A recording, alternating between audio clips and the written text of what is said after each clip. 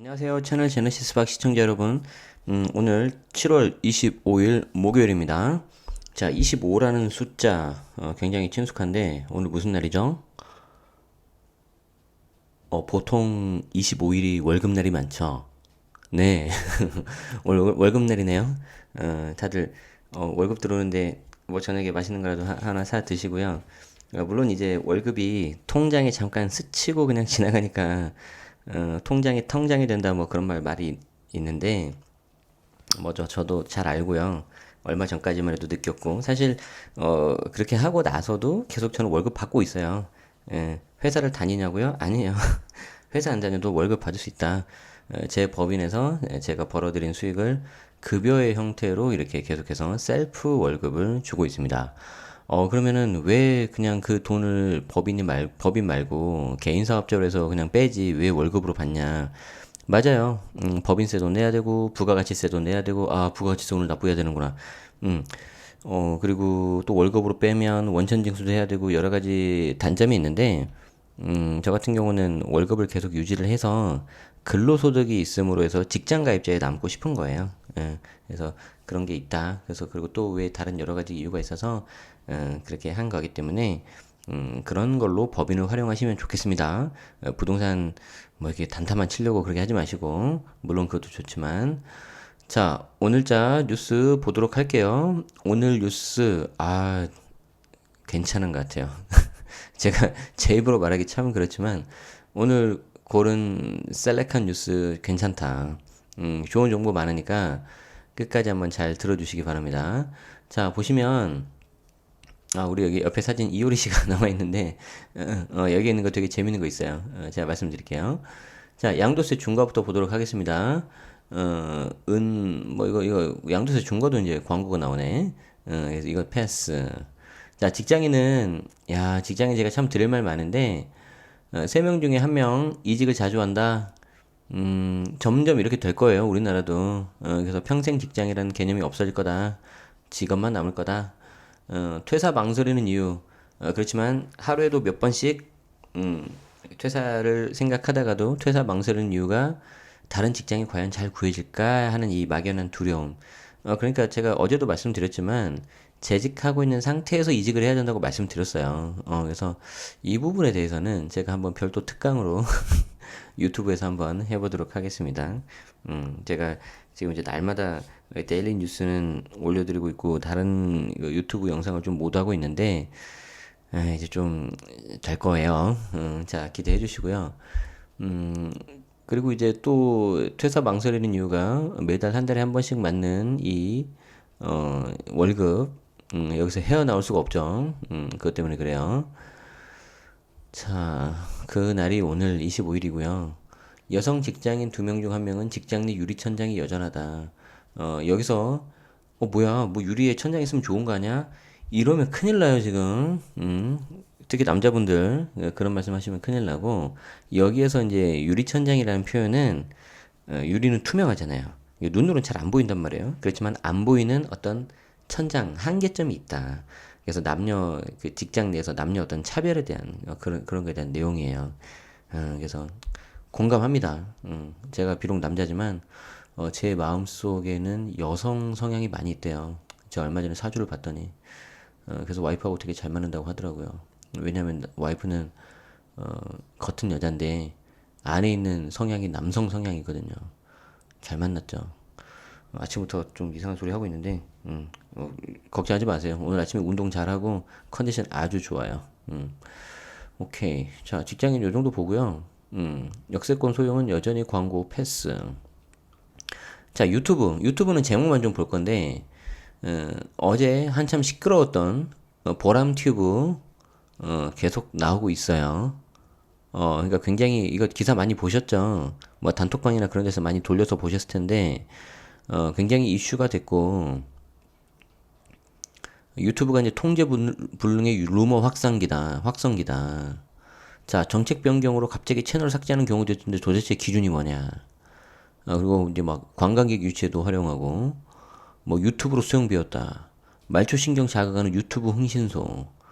유튜브 매출 아무도 모른다. 유튜브 검색 K-팝 스타 1위 정구.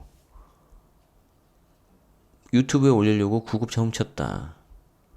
날이면 날마다 논란인데 규제 미흡한 유튜브 어쩌나. 자, 이 헤드라인을 보고 느낀 게 뭐예요? 유튜브 되게 인기가 많은데 한편으로는 이슈도 되게 많죠. 거의 약간 좀 뭐랄까 정점을 계속 찍어가는 약간 그런 느낌? 그러니까 하실 분들은 좀 빨리 하셔야 되고요. 그리고 이제 계속해서 이제 점점 이게 자리를 잡아갈수록 신규 진입하는 그 허들이 더 높아질 거다. 그걸 좀 말씀드리고 싶었고 계속해서 어떤 이슈가 나오고 어 그러지만 이 부분을 계속 이제 정화해 나가면서 항상 역사는 정반합이거든요. 뭐가 나오면 거기에 대해서 반대되는 게 나오고 이게 이제 합쳐져서 다시 또 발전하고 해겔이 그랬나? 아무튼 과거 철학 시간에 배운 게 기억이 납니다. 자, 4차 산업혁명도 오늘 좀 안타깝지만 오늘도 특별히 볼 게 없었어요. 요거 좀 패스하고요. 자, 양도소득세 탈세해서 벌금 구형 받았다는 거 탈세하지 마시고 자, 이거 소개해 드릴 거예요. 자, 주택임대소득에 대한 종합소득세와 양도세, 종부세 절세 방법이 뭐냐. 자, 두 번째 연재 시간인데 이 기사 굉장히 좋아요. 굉장히 좋은데 정말 제대로 된 기사라고 저는 정말 강추하고 싶은데 안타까운 건 좀 어렵습니다. 어려워서 제가 조금 이따가 설명드리도록 하겠습니다. 자, 양도소득세 요런 정도 아시면 되고, 특히 비거주자에 대한 세금 이거 제가 기사는 보지 않을 건데, 이 소득세에 있어서 굉장히 중요한 이슈 중에 하나가 이 소득세를 납부하는 이 납세자가 거주자냐 비거주냐냐에 따라서 과세 체계가 완전 달라져요.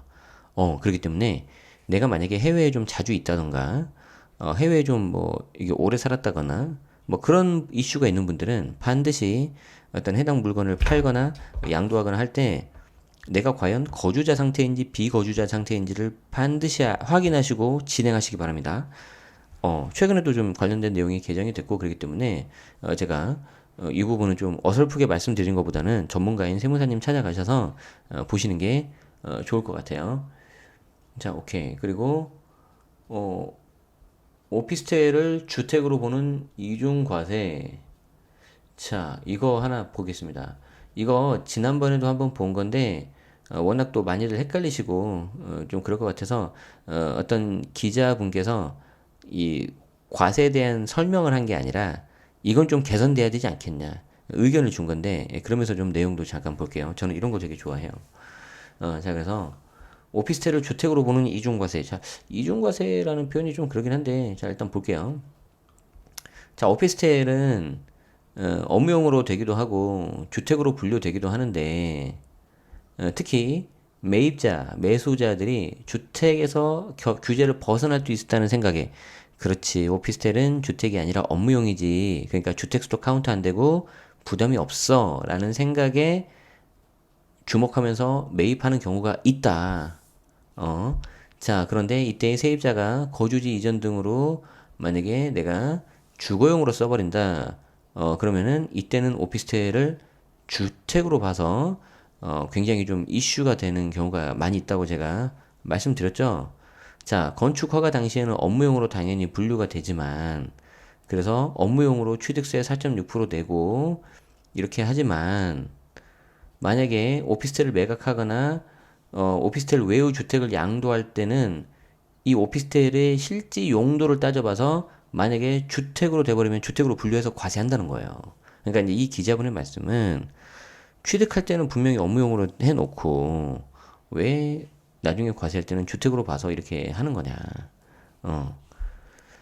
자, 이제 그 말인데 나름 일리는 있죠. 근데 이제 우리 입장에서는 뭘 조심해야 되냐면은 자, 이렇게 오피스텔이 설령 내가 업무용으로 놓더라도 세입자가 주거용으로 사용을 하면 주거용으로 볼 수도 있기 때문에 이 점을 조심해야 된다.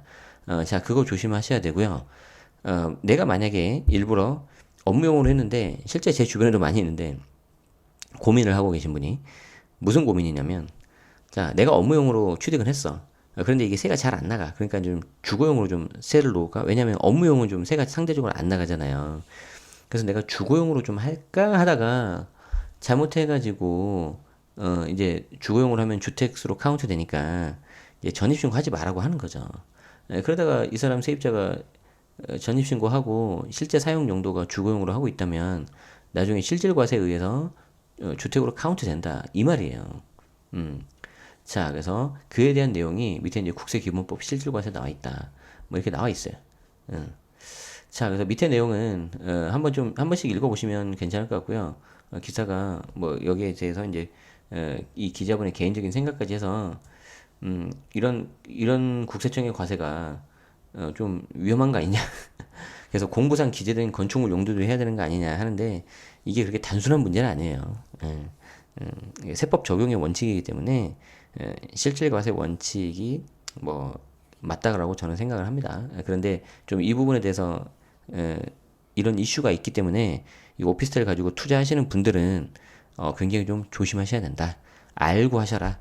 그 말씀을 드리고 싶어서 제가 소개를 드렸습니다. 자, 오케이. 자, 이 정도 보고요. 재밌죠? 이런 거 공부하면. 안 그래요? 재밌어야 될 텐데. 자, 소형 아파트도 계속 광고네요. 넘어가고요.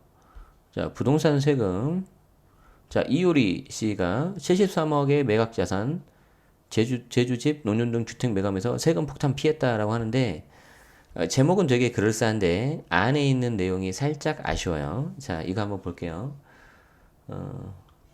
좀 뭐, 개인, 이렇게, 걔에 대한 게 나와서 좀 그러긴 한데, 이효리 씨 뭐, 저, 좋아합니다. 이효리 씨 팬입니다. 자, 봅시다.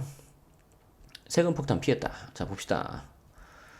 이효리 씨가 제주도 신혼집에 이어서 논현동 단독주택을 매각했다. 총 매각 자산이 73억 원 이상으로 추정된다. 자, 이런 거 좀 조심하세요. 기자분이 의도한 건 아니겠지만 이것만 놓고 보면 야, 뭐야, 논현동이 뭐 73억인가? 이렇게 생각할 수 있는데 여기 보면 총 매각 자산이라 그랬잖아요. 그러니까 제주도 신혼집, 논현동 단독주택, 그리고 밑에 보면 또 하나 또 있어요. 그래서 세 개를 판 게 73억이라는 거예요. 자, 일단 여러분들은 73억이 중요한 게 아니고 와, 저거 하나 팔 때마다 세금 양도차익이 얼마지? 세금 꽤 났을 것 같은데 라고 말씀을 하셔야 된다. 자, 보세요. 2019년 3월 말에 논현동에 있는 단독주택을 38억 원에 팔았다. 그런데 A법인한테 팔았네. 우리 얼마 전에 법인이 매수한 거 다 카운트 했었죠. 이것도 들어가겠네. 그러면 무슨 말씀인지 모르시는 분들은 과거 영상을 보시면 좋을 것 같아요. 자, 그 상태에서, 야, 이제 여기서 이제 재밌는 게, 이 A법인이 만약에 이효리 씨가 설립한 법인이면 이제 진짜 재밌어지는 거죠. 자, 일단 뭐, 단순 추정입니다. 자, 패스하고요. 자, 아무튼 이 논현동 주택이 2013년에 매수를 해가지고, 2019년 3월에 팔았으니까, 양도 기간이, 보유 기간이 이제 5년, 6년이죠, 6년. 그렇죠. 제주도로 보금자리를 옮기기 전까지 이효리가 살았던 곳이다. 학동역에서 가깝다. 일단 거주 요건 들어가네. 그리고 38억이니까 고가주택인데 거주 요건 들어가니까 이거 마지막에 팔았잖아요. 분명히 비과세 노리고 본거 팔건 거예요. 그렇지. 27억 6천만 원에 매입해서 10억 4천만 원의 양도차익이 발생했다. 자, 그리고 중요한 게 뭐예요? 언제 팔았어요? 3월 말에 팔았다 그랬잖아요. 3월 말. 여기 3월 말. 자, 그러면 보유세 과세 기간일인 6월 1일 전에 팔았기 때문에 재산세와 종부세 인상 폭탄을 피했다. 오케이. 자, 그 전에 삼성동에 있던 주상복합 아파트를 2017년 5월 박규리 씨한테 팔았대요. 자, 여기서 중요한 건 날짜. 2017년 5월. 자, 21억 원에 팔았다. 박규리 씨는 당시 대출로 약 15억 원을 끼고 샀다. 자기 돈 6억 가지고 산 거죠. 이 박규리 씨가 돈이 있을 텐데 대출을 왜 받았을까? 수익률을 높이려고 한 거겠죠. 자, 그래서 이렇게 좀 대출이 나왔을 때니까 2017년 5월이니까 잘 샀네.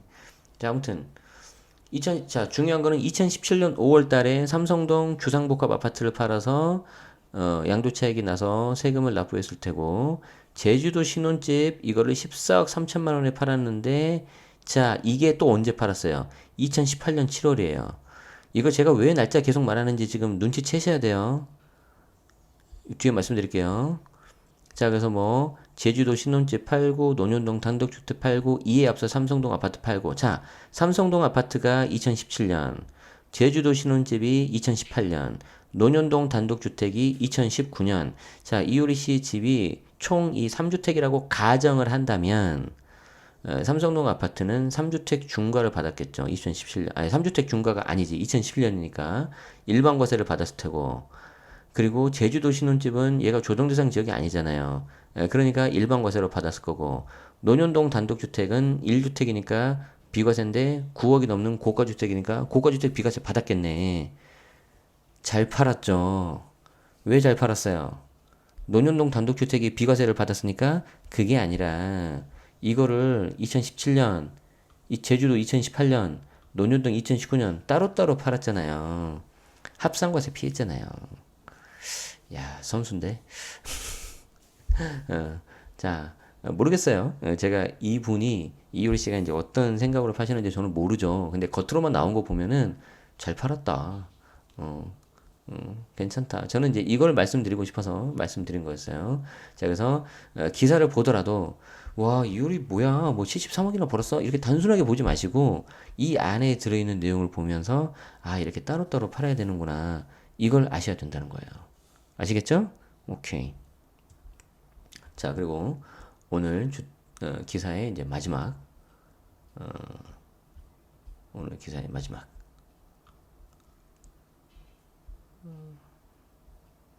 상품권 절세법 또 나왔네. 이거 내년이나 언제 막히겠다, 이거. 이렇게 많이 나오면 막혀, 이제. 오케이. 요거 볼 거예요, 요거. 요 기사가 너무 좋아, 너무 좋아. 자, 너무 좋은데, 16분이네. 오케이. 자, 볼게요. 주택임대소득은요, 주택임대소득은, 지금까지는 과세가 되지 않았죠. 수익 금액이 2천만 원 이하인 경우에. 그리고 2천만 원 초과한 경우에는 원래 이제 종합과세 들어가는 거였고. 자, 그런데 이게 이제 올해부터 수익 금액이 2천만 원 이하라 하더라도 과세가 되고요. 그리고 이제 올해 과세분에 대해서 내년에 이제 신고 납부하게 돼 있습니다. 그래서 원칙이 주택을 두 채 이상 보유하거나 기준 시가가 9억 원이 초과하는 주택을 한 채라도 보유하는 경우에는 주택임대소득에 대해서 세금을 내야 하는 게 맞아요. 그런데 이제 이게 뒤에 이제 쫙 법조문이 나오는데 한 번씩은 여러분들이 보셔야 돼요. 그런데 어렵다. 그런데 그걸 좀 이제 저 같은 경우는 이제 강의를 해야 되니까 조문을 그대로 쓸 수가 없어서 이걸 좀 보기 편하게 말도 좀 바꾸는 경우도 있고 표로 하기도 하고 이렇게 좀 그림으로 그려서 하는 경우가 있는데 여러분들이 한번 원문 조문 같은 경우는 볼 필요는 있어요. 그래서 보면은 아 제네시스가 되게 나름 고민을 많이 했구나라는 거를 아실 거예요. 고민을 많이 해서 정말 알기 쉽게 이렇게 하는 거구나 라고 알아봐 주시면 감사하겠습니다. 자 보겠습니다. 자 연재 1에 이어서 본지 조세전문위원인 황선희 세무사님이 국세청 황종대 사무관님의 저서를 인용해서 소득세와 종부세, 양도세 절세 방안에 대해서 기고한다. 야, 이런 거 되게 좋은 거예요. 그리고 이제 딱 보면은, 이런 책을 이제 사고 싶잖아요. 그쵸? 그래서 저도 한번 구해서 보도록 하겠습니다. 그래서 여기에 대한 내용을 나중에 이제 좀 설명드리면, 조문 같은 거는 이제 어차피 누구나 다 보는 거니까 상관이 없는데, 어떤 해당 분이 정말 독창적으로 알기 쉽게 설명을 했다 그런 거는 좀 출처를 밝히고 쓰는 게 맞아요. 그래서 저도 만약에 활용을 한다면 출처를 밝히고 하겠습니다. 오케이. 자, 주택임대소득 외에 다른 소득이 많아서 높은 세율로 종합소득세를 내고 있다면 월세 수십만 원 차이로 소득세를 몇백만 원을 납부해야 되는 경우가 발생할 수도 있다. 이게 종합과세가 되기 때문에 그래요. 자, 지금 도대체 무슨 소리야? 라고 하시는 분이 계실 텐데, 우리 현행 소득세법은, 종합과세하는 경우가 있고요. 이걸 분리과세하는 경우가 있고, 분류과세하는 경우가 있어요. 죄송합니다. 자, 종합과세와 분리과세만 잠깐 볼 건데, 예를 들어서 여러분들이 이자를 내가 얼마를 조금 받는다.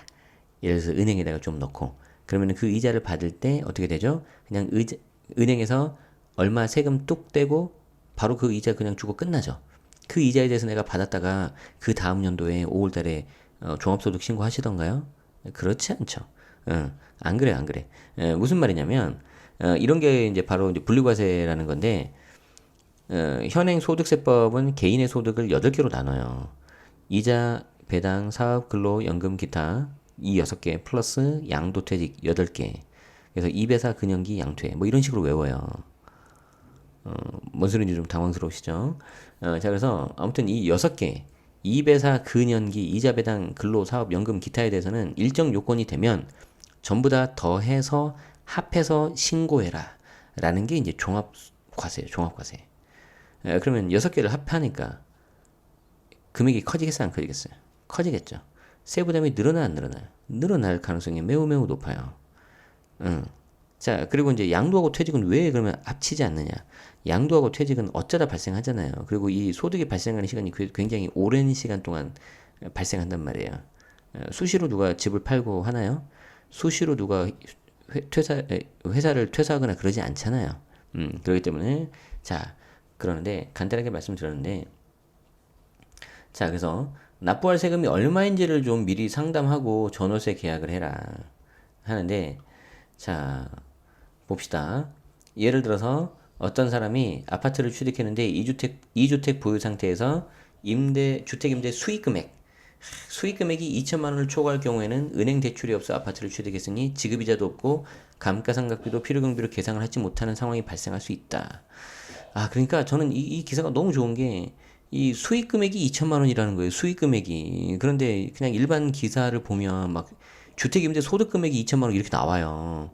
아, 수익 금액하고 소득 금액하고 뭔 차이야? 똑같은 거 아니야? 그러시면 큰일 나요. 이제 앞으로. 수익 금액은 내가 받은 월세하고 간주임대로 그냥 다 더해버린 게 수익 금액이고요. 관리비도 들어가요.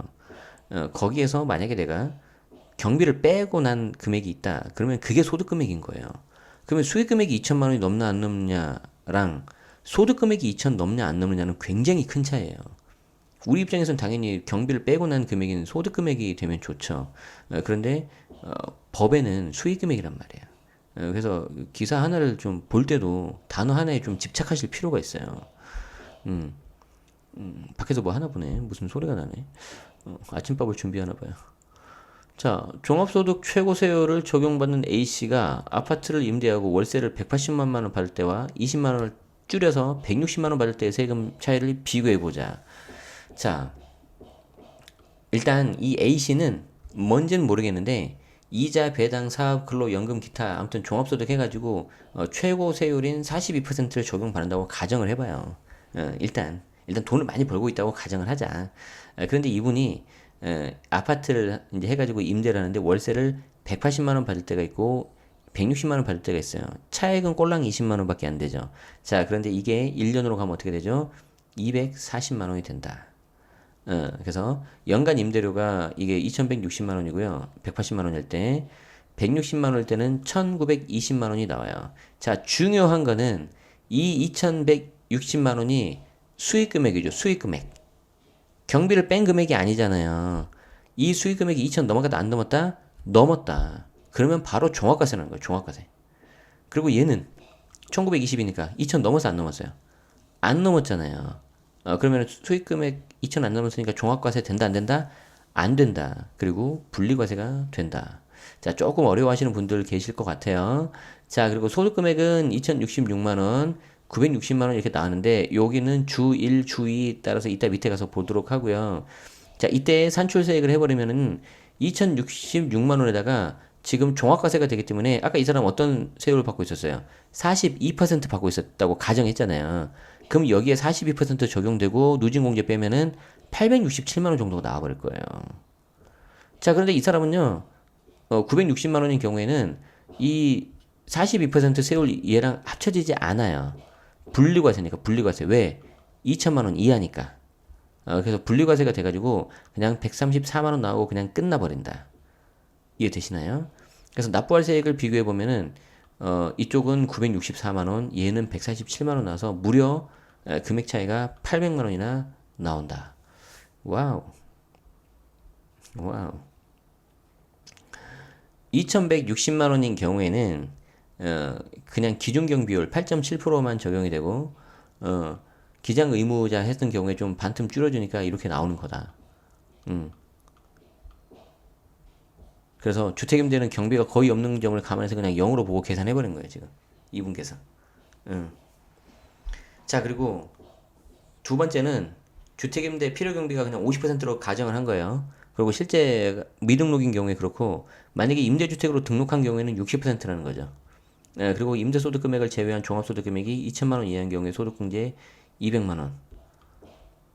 종합소득 200만 원. 음. 자, 근데 이 경우에는 이분 같은 경우에는 이미 42% 받았기 때문에 이 기본공제 200만 원을 받을 수가 없어요. 그래서 50% 미등록 가정에서 이렇게 된다. 좀 어렵죠. 근데 여러분들이 집이 두 채 이상이거나 세 채 이상이면 이거 내년부터 하셔야 된다고요. 조심하셔야 된다. 자, 그래서 결론적으로는 A씨는 연간 임대료 240만 원 더 받지만 이로 인한 종합소득세는 964만 원을 더 납부하게 돼서 실질적으로 720만 원의 손실이 발생을 해요. 이야, 재밌죠? 나 월세 200만 원 정도 더 받았는데 세금을 700으로 더 내네. 음, 이거 진짜 조심해야 된다. 그러니까 고소득자일수록 되게 조심해야 돼요. 누구나 다 그런 건 아니고, 약간 좀 극단적인 케이스긴 해요. 근데 효과를 좀 높이기 위해서 좀 이렇게 한 건데, 자, 이 밑에는요.